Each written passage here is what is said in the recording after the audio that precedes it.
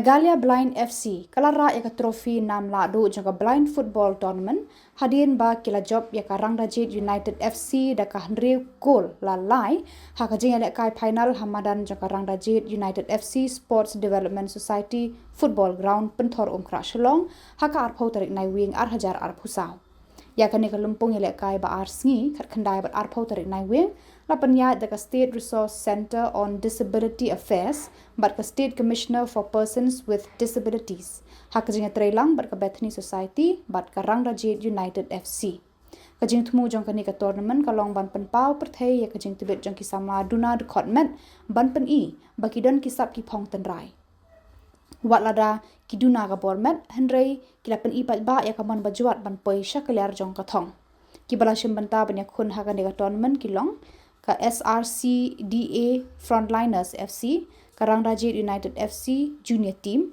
ka Lahduh FC, bat ka Meghalaya Blind Football Team FC.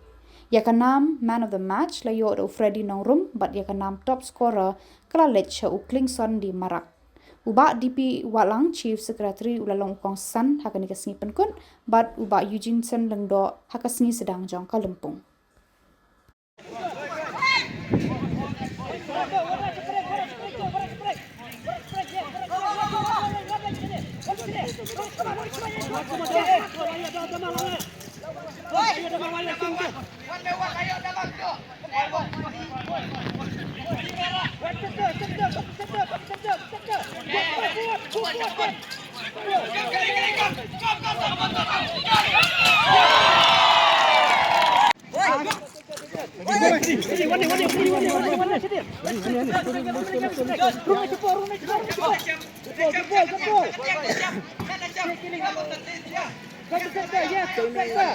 Siap, come on. Tadi layo tu tadi. Main mentah.